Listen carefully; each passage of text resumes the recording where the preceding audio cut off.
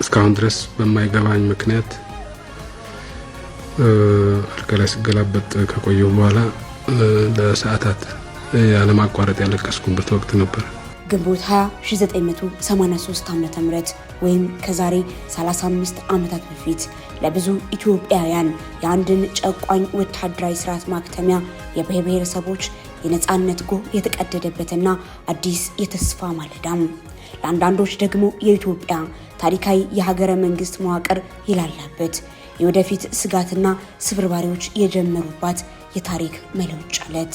ይህንን ዕለት ስናስብ በኢትዮጵያ ዘመናዊ ፖለቲካ ውስጥ እጅግ ግዙፍና የማይረሳ አሻራ ጥለው ያለፉትን የቀድሞው ጠቅላይ ሚኒስትር መለስ ዜናዊ ያንን የድል ዋዜማ ምሽት ያስታወሱበት የታሪክ ማህደር ሁልጊዜም ቀዳሚውን ስፍራ ይይዛል። ለመለስ ያ ምሽት ለ17 ዓመታት በጫካና በበረሃ የተካሄደውን መራራ ትግል ማጠቃለያውን ያገኘበት፣ ነገር ግን በድል ደስታ ፈንታ በትዝታና በቅስም ስብራት የተሞላ ስሜታዊ ምሽት ነበር።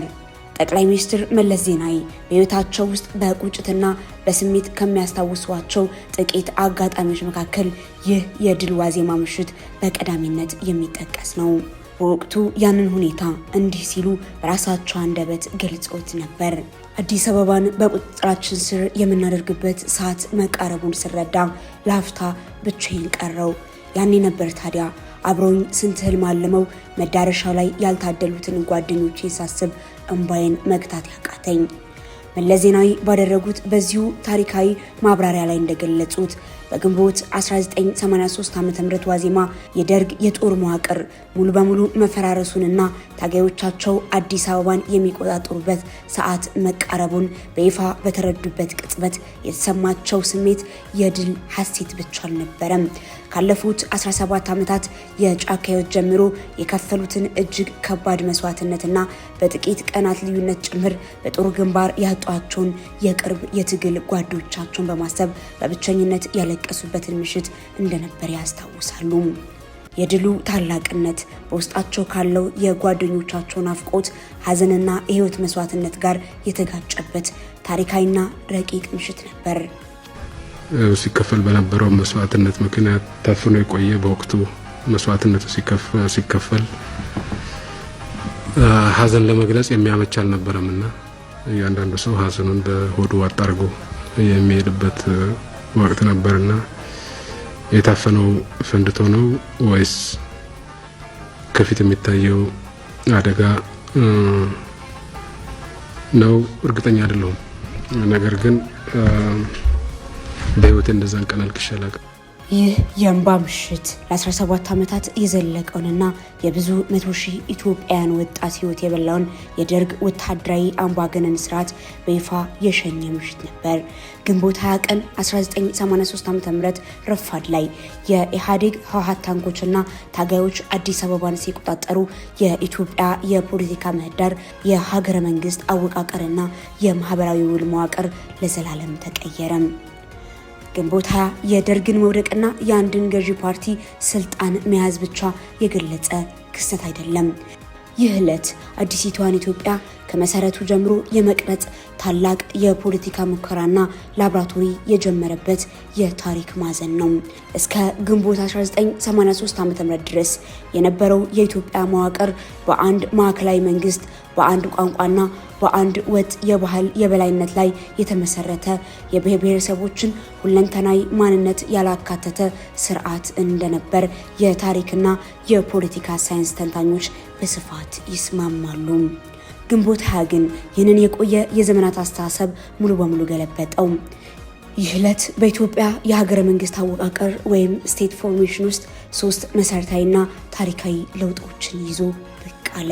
በመጀመሪያ የኢትዮጵያ ብሔር ብሔረሰቦች እውቅናና ብሔራዊ ፌዴራሊዝም አስተሳሰብን በይፋ አነገሰም። ኢትዮጵያ ከተማከለ የዩኒታሪ ወይም አህዳዊ ስርዓት ወጥታ የብሔር ፌዴራላዊ መዋቅር እንድትከተል በር ከፈተም። ይህ መዋቅር እያንዳንዱ ብሔር ራሱን በራሱ የማስተዳደር ቋንቋውን፣ ባህሉን የማሳደግ መብት የተጎናጸፈበት አዲስ ምዕራፍ ተደርጎ ተወሰደም። በሁለተኛው ደረጃ የ100 ዓመታት የሀገረ መንግስት ክርክር መፍትሄ ሆነም። ከንጉሠ ነገሥቱ ዘመን ጀምሮ ሲንከባለልና የ60ዎቹን የወጣቶች ንቅናቄ ሲያናውጥ የነበረው የብሔር ብሔረሰቦች ጥያቄ ህገ መንግስታዊ ምላሽ ያገኘበት ዕለት ሆነም። ሆኖም ግን ይህ አዲስ አወቃቀር በሀገሪቱ የረዥም ዘመን አንድነት፣ ሉዓላዊነትና በጋራ ታሪክ ላይ አዳዲስ ጥያቄዎችን፣ ስጋቶችና ጥልቅ ክርክሮችን የወለደ የፖለቲካ ውጥረትም ጭምር ነበር። በሶስተኛ ደረጃ የሉዓላዊነት ምንጭን ሙሉ በሙሉ ለወጠው። እስከ ግንቦት 20 ድረስ የስልጣንና የሉዓላዊነት ምንጭ መለኮታዊ ኃይል ወይም የወታደራዊ ኃይል የበላይነት ሲሆን ከግንቦት 20 በኋላ ግን ቢያንስ በህግ ደረጃ የኢትዮጵያ ብሔሮች ብሔረሰቦችና ህዝቦች የሉዓላዊ ስልጣን ባለቤት እንደሆኑ በህግ ተደነገገም። ይህ አዲስ ስርዓት በዓለም አቀፍ የፖለቲካ መድረክ ትልቅ አነጋጋሪና አዲስ የፖለቲካ ሙከራ ሆኖ ተመዘገበ። ያንን የታሪክ መለወጫ ዕለት አስመልክቶ ከመጋረጃው በስተጀርባ የነበሩ ቁልፍ ተዋናዮችና ተመልካቾች የሚሰጡት ምስክርነት የጉዳዩን ሁለንተናዊ ገጽታ ይበልጥ ግልጽ ያደርጓል። በወቅቱ የነበረው ስልታዊ ሽግግርና የወታደራዊ ስርዓት የመጨረሻ ሰዓታት በቅርብ የተከታተሉ የፖለቲካና የታሪክ ምሁራን ዕለቱ የፈጠረውን ስነ ልቦናዊ ስብራትና ስኬት በተለያየ መንገድ ይተርኩታል። ግንቦት 20 ያለፉት 100 ዓመታት የኢትዮጵያን የታሪክ ጉዞ የወለደው ውጤት አድርገን ማየት እንችላለን። የብሔር ብሔረሰቦች እኩልነት ጥያቄ የ60ዎቹ የተማሪዎች ንቅናቄ ዋነኛ መፈክር ነበር። ግንቦት 20 ይህንን ጥያቄ ይዞ ስልጣን የወጣለት ነው።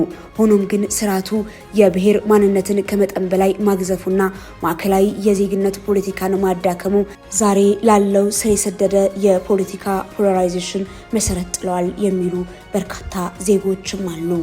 በሌላ በኩል ደግሞ የደርግ ስርዓት ማክተሚያ ላይ የነበረው የሽግግር ወቅት ውጥረትና በለንደን ድርድር ላይ የተካሄደውን ስውር ዲፕሎማሲያዊ ፍልሚያ ያስታወሱ አንጋፋ የፖለቲካ ተቃዋሚዎች ግንቦት 20 ለሀገሪቱ የጋራ ጉዞ የተሻለ እድል ይዞ መጥቶ የነበረ ቢሆንም በአሸናፊዎች ብቸኛ ፍላጎት የተነሳ ግን የታሪክ እድሉ ሳይጠቀምበት መባከኑን ይገልጻሉ። ግንቦት 20 ለኢትዮጵያ ትልቅ አጋጣሚ ነበር። ነገር ግን ያ አጋጣሚ ባክኗል ብለው የሚከራከሩም አሉ። ያኔ በ1983 ዓ.ም ሁሉም የፖለቲካ ኃይሎች የተሳተፉበት ሁሉን አቀፍ የሽግግር መንግስት ተመስርቶ በዜግነት ላይ የተመሰረተች ዲሞክራሲያዊት ኢትዮጵያን መገንባት ይቻል ነበር። ነገር ግን አሸናፊው ኃይል የራሱን ርዕዮተ ዓለም በብቸኝነት ለጫነ ዲሞክራሲያዊ ምህዳሩ ሊጠብ ችሏል ይላሉ። ለ27 ዓመታት ያህል ግንቦት 20 በኢትዮጵያ ምድር እንደ ብሔራዊ በዓል በታላቅ ድምቀት ወታደራዊ ሰልፍና ህዝባዊ በዓላት ሲከበር ቆይቷል። ለስርዓቱ አራማጆች፣ ለደጋፊዎቹ ዕለቱ የኢትዮጵያ ህዳሴ፣ የዲሞክራሲ፣ የልማታዊ መንግስትና የፈጣን ኢኮኖሚ እድገት መጀመሪያና ትልቅ ታሪካዊ ቀን ነበር። በሚሊዮን የሚቆጠሩ የገጠርና የከተማ ህጻናት በትምህርት ገበታ የተሸፈኑበት፣ ግዙፍ መሰረታዊ ልማቶች፣ መንገዶችና ግድቦች የተገነቡበት፣ እንዲሁም ኢትዮጵያ በአፍሪካና በዓለም አቀፍ መድረክ ተሰሚነት ያገኘችበት የወርቅ ዘመን ተደርጎም ይወሰዳል። በተቃራኒው ደግሞ ለተቃዋሚ የፖለቲካ ኃይሎች ለሊበራል ልሂቃን ግንቦት 20 የብሔር ከፋፋይነት፣ የነጻነት እገታ፣ የሰብአዊ መብት ጥሰትና የአንድን ፓርቲ አምባገነናዊ የበላይነት የሰፈነበት ተደርጎ ይቆጠራል። ብዙዎች የኤርትራን መገንጠልና የኢትዮጵያ ታሪካዊ የባህር በር አልባ መሆንን እንዲሁም በዜጎች መካከል የተፈጠረውን የማንነት ክፍፍል ከዚሁ ዕለት የፖለቲካ ውጤት ጋር በቀጥታ ያያይዙታል። ይህ በግንቦት 20 ላይ ያለው ሁለት ተቃራኒ እይታም በኢትዮጵያ የፖለቲካ ምህዳር ውስጥ እስከዛሬ ድረስ ሊታረቅ ያልቻለ ትልቅ ስምምነት የሌለው የታሪክ መከፋፈልን ወይም ሂስቶሪካል ፖላራይዜሽን ፈጥሮ አልፏል። አንደኛው ወገን ዕለቱን ነፃ የወጣንበት ሲለው፣ ሌላኛው ወገን ደግሞ የተሸነፍንበትና የተከፋፈልንበት ዕለት አድርጎ የመቁጠሩ እውነታ የኢትዮጵያ ፖለቲካ ምን ያህል ስር የሰደደ ቁስል እንዳለው ማሳያ ነው። ዛሬ ግንቦት 20 ቀን 2018 ዓ.ም ላይ ቆመን የዛሬ 35 ዓመቱን ታሪካዊ ክስተት ስንቃኘው ታሪክ በራሱ የምጸት መንገድ ሲደግም እንመለከታለን።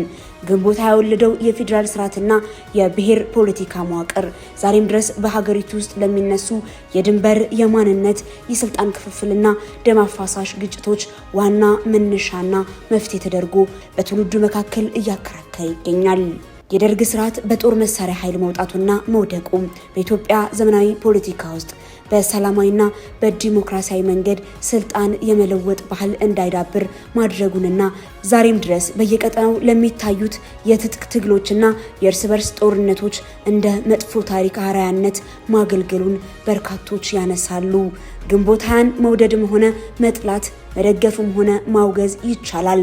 ነገር ግን የታሪኩን ታላቅነትና በኢትዮጵያ ዘመናዊ ጉዞ ላይ ያሳደረውን ጥልቅና የማይጠፋ ተጽዕኖ መካድ በፍጹም አይቻልም።